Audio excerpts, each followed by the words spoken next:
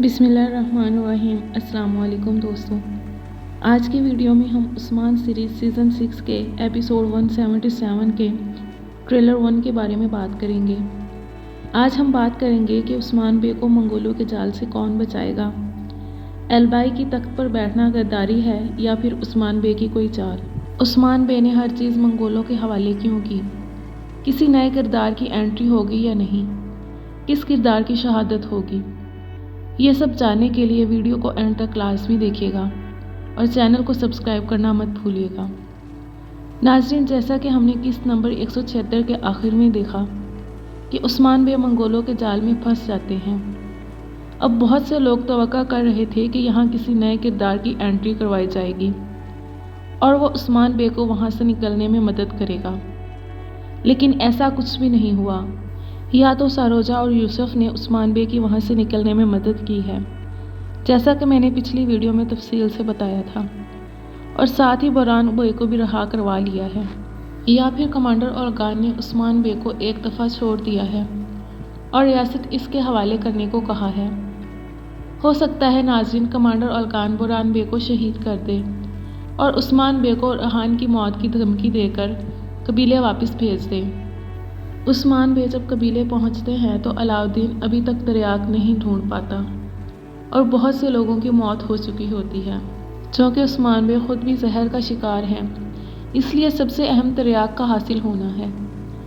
इसलिए ओल्गान जब कबीले में उस्मान बे से आकर रियासत का मुतालबा करता है तो उस्मान बे एक दफ़ा राज़ी हो जाते हैं और कभी ना हार मानने वाले उस्मान बे एक दफ़ा ज़ाहिरी तौर पर हार मान लेते हैं।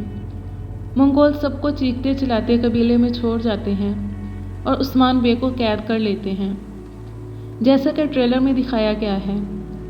उस्मान बे को सबके सामने जंजीरों से बांध देते हैं और ओल्गान कहता है कि अपने तकब्बुर का अंजाम देखो और इबरत हासिल करो। ज़ाहिरी तौर पर मंगोल बहुत खुश हैं और अपनी फतह का जश्न मना रहे हैं।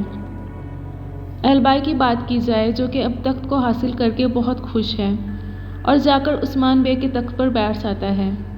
कुछ फीसद चांस हैं कि एल्बाई को तख्त देना उस्मान बे की कोई चाल है, लेकिन ज़्यादातर चांसेस यही हैं कि एल्बाई ने गद्दारी की है, और जिसने भी तख्त के लालच में गद्दारी की है, चाहे वो उस्मान बे का बहुत करीबी ही क्यों ना हो, इसका अंजाम बहुत बुरा हुआ है। पकड़े जाने पर इसका राज खुलेगा, फिर भी इसे इसकी गद्दारी की सज़ा ज़रूर मिलेगी।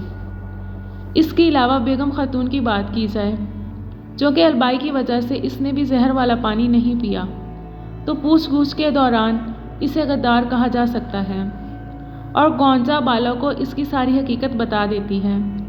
तो क्या अब वो भी उस्मान बे से गद्दारी करेगी और मंगोलों से जा मिलेगी? क्योंकि बेगम उस्मान बे से मोहब्बत नहीं करती थी, वो सिर्फ काइयों का हिस्सा बनना चाहती थी, और हो सकता है वो भी एल्बाई के साथ मिल जाए।